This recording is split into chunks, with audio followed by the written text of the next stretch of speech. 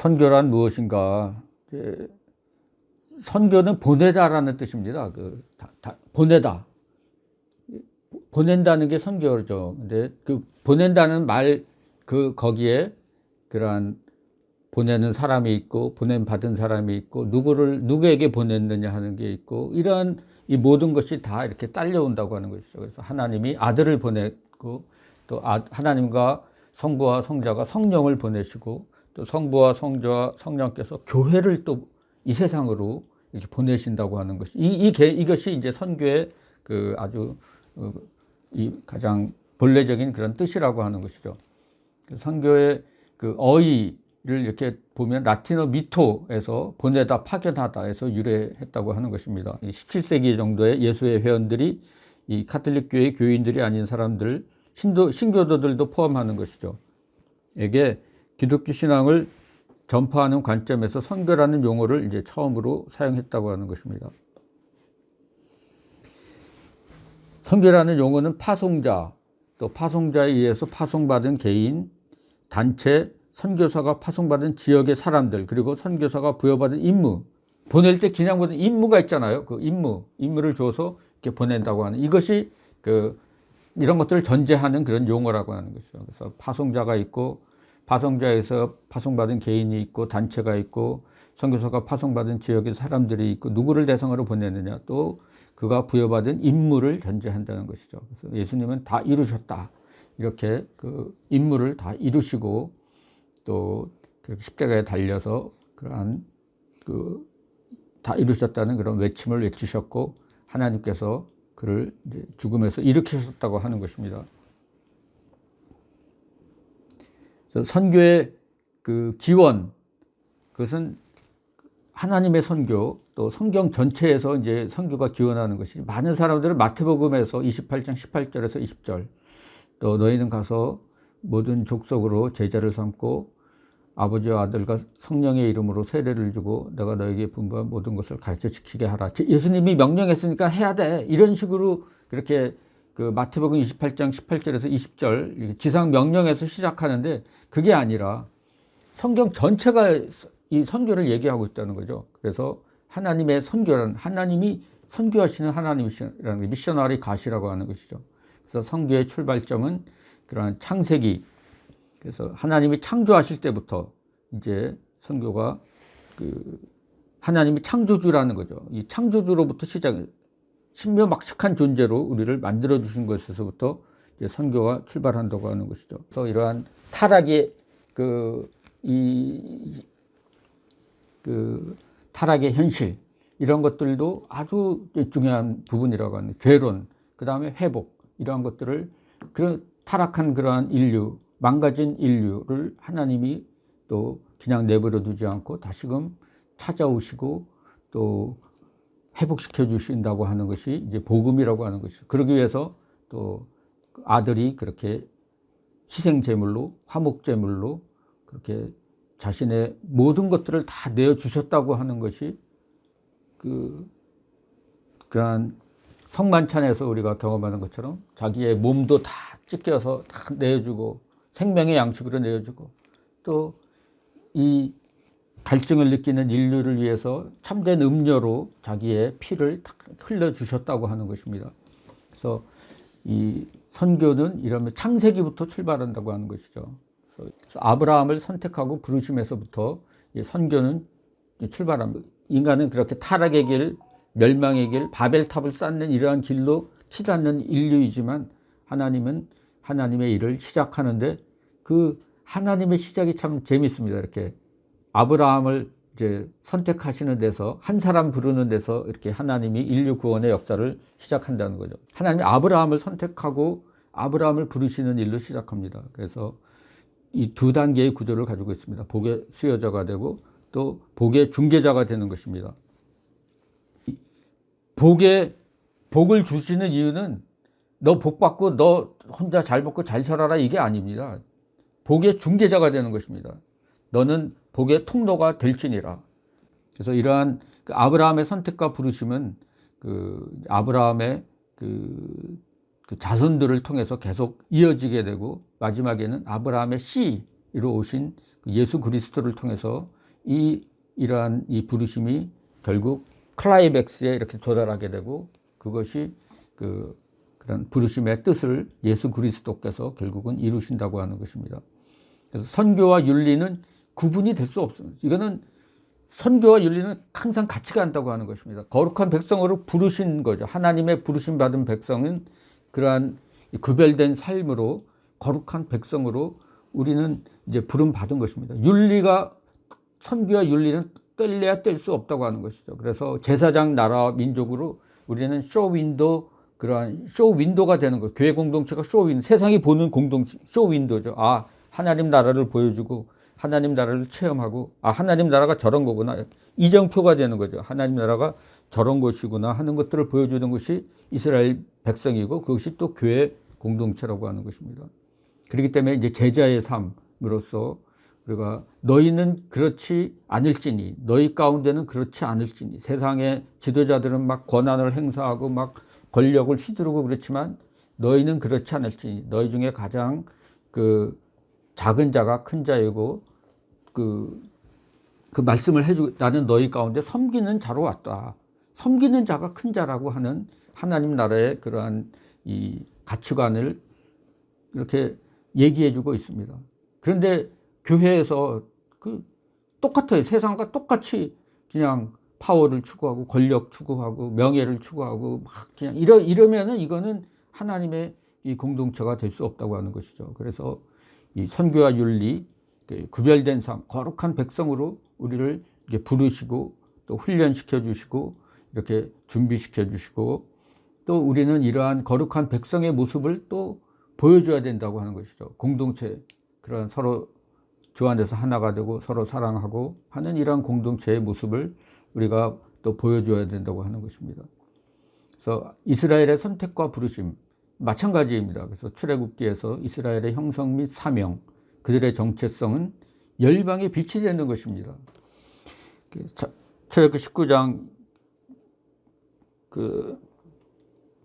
4절에 보면은 내가 애굽 사람에게 어떻게 행하였음과 내가 어떻게 독수리 날개로 너희를 업어 내게로 인도하였음을 너희가 보았느니라. 세계가 다 내게 속하였나니 너희가 내 말을 잘 듣고 내 언약을 지키면 너희는 모든 민족 중에서 내 소유가 되겠고 너희가 내게 대하여 제사장 나라가 되며 거룩한 백성이 되리라. 너는 이 말을 이스라엘 자손에게 전할지니라. 신의 산 언약이죠. 그래서 너희는 이 언약을 맺는 거예요. 언약 백성, 제사장 나라가 되고 거룩한 백성이 되어서 세상 열방에 빛을 쏘는 거예요. 하나님이 어떤 분인지 이스라엘 백성 보면 알 수 있도록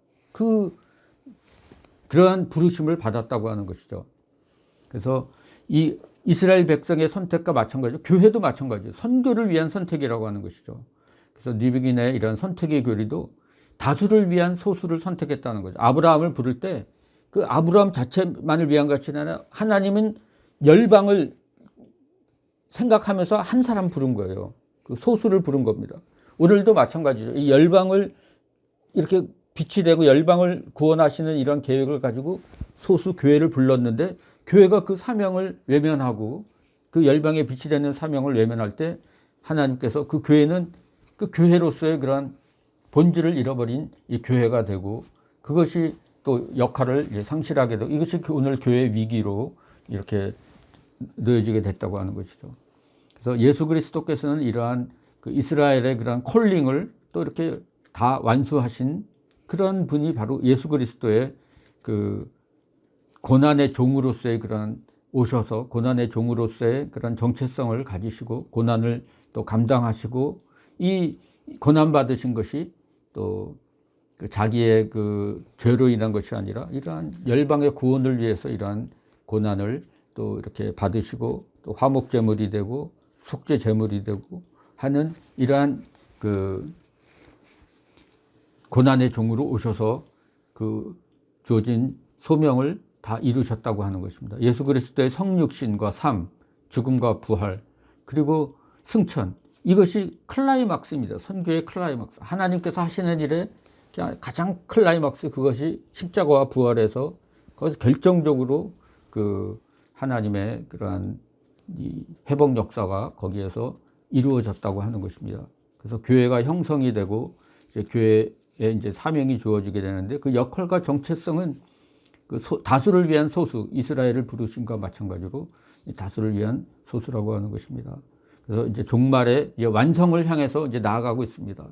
성령은 종말의 영이 오늘 온 것이죠. 그래서 오늘 그 종말의 그 완성을 향해서 지금 또 역사는 계속 진행되고 있다는 거죠. 새 하늘과 새 땅, 새 창조, 뉴 크리에이션 벌써 들어왔습니다. 이 종말이 벌써 오늘 현재에 왔죠. 그래서 오늘 이 세대 속에 이 오는 세대가 지금 하나님의 나라를 내 통치로 오늘 저희들에게 임하고 있다는 거죠. 그것을 맛보고 체험하고 거기 순종하고 거기 따라가고 또 그것을 증거하는 것이 오늘 하나님의 이 백성들이라고 하는 것입니다. 그래서 하나님의 그 선교 이야기, 창조, 타락, 구속, 그리고 이제 미시오 데이, 선교하시는 하나님이시라는 거죠. 그래서 하나님이 선교하시는 그런 하나님이시. 이 망가진 인류, 이거를 하나님께서 보시고 이 어떻게 거기에서부터 하나님이 어떻게 이 구원의 역사를 이룰 것인가. 아브라함을 부르는 이것에서부터 시작해서 이 일을 쭉 펼쳐나가고 계시다. 이 이야기라는 거죠. 연극에 보면 1막, 2막, 3막, 4막 있잖아요. 1막이 창조, 2막이 타락, 3막이 그 하나님께서 또 가죽 옷을 입히시고 선교하는 하나님의 백성, 하나님이 택하신 공동체, 하나님의 백성의 본질과 목적은 무엇이냐. 우리 공동체의 목적은 뭐냐.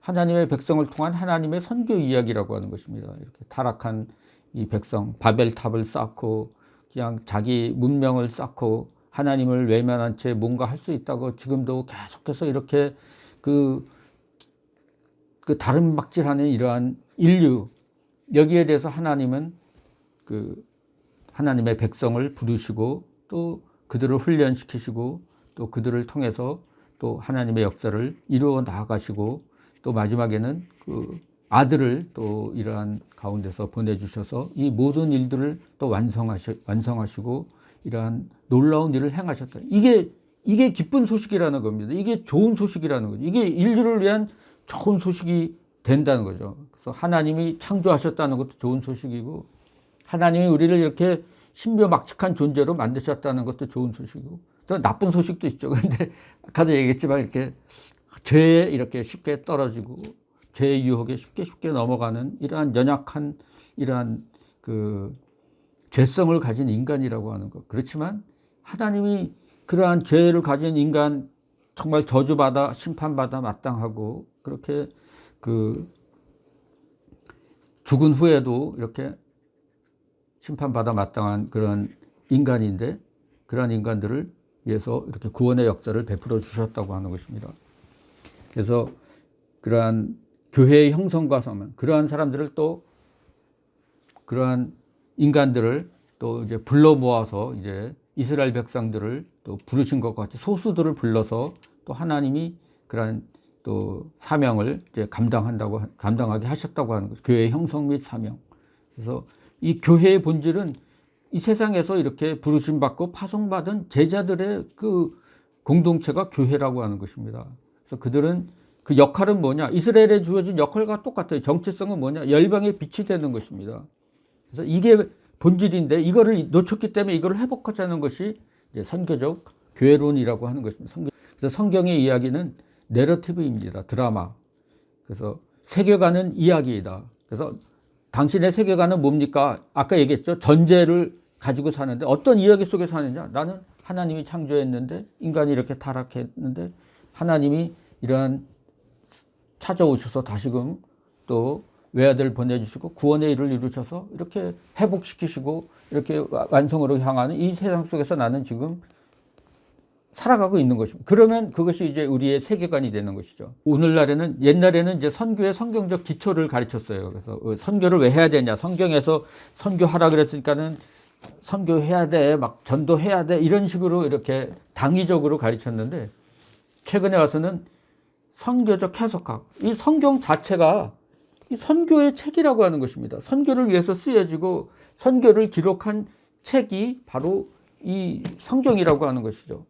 그래서 이런 하나님의 선교를 기록하고 이런 하나님의 이러한 그 선교 이야기를 기록한 책이 선교이기 때문에 이 성경을 우리가 제대로 읽는다면은 이것은 그 선교라고 하는 것이 이제 바로 키워드라고, 성경 해석의 키워드가 선교라고 하는 것이죠. 그래서 이거를 선교라는 그러한 키워드를 가지고 성경을 볼 때 이 성경 66권이 이게 다 바르게 이렇게 해석이 되고, 또 요한계시록도 우리 보면은 막 이렇게 요한계시록 해석 많이 하잖아요. 그렇지만은 요한계시록도 선교의 책이에요.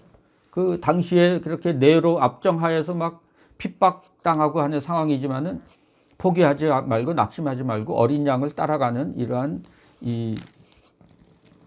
전투 끝까지 충성스럽게 나아가라 하는 이 선교를 권면하는 책이 요한계시록이라고 하는 것입니다. 성경 66권 이 모두가 다 이 선교를 얘기하고 있는 이 책이라고 하는 것이죠.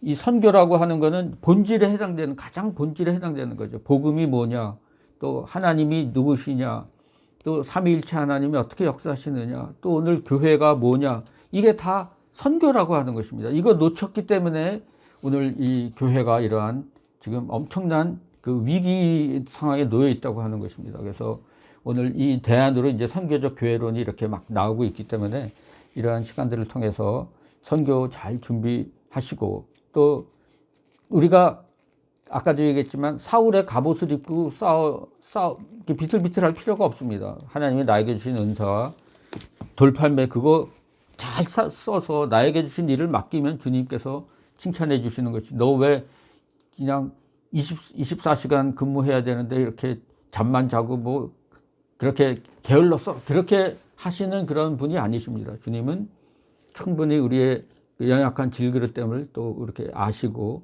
또 그렇지만 보배 되시는 주님께서 또 주님께서 하신 일이 복음이 보배입니다. 이러한 하나님의 이 놀라운 복음을 또 저희들에게 또 이제 담아 주셔서 우리가 복음을 담은 질그릇이라고 하는 정체성을 가지고, 우리는 부족하지만 복음은 능력이 있고, 복음은 하나님의 능력이고 구원케 하는 하나님의 능력이기 때문에 이러한 복음을 또 우리가 잘 증거하고 전파하고 맛보고 체험하는 또 하나님의 사람들이 될 수 있다고 하는 것입니다.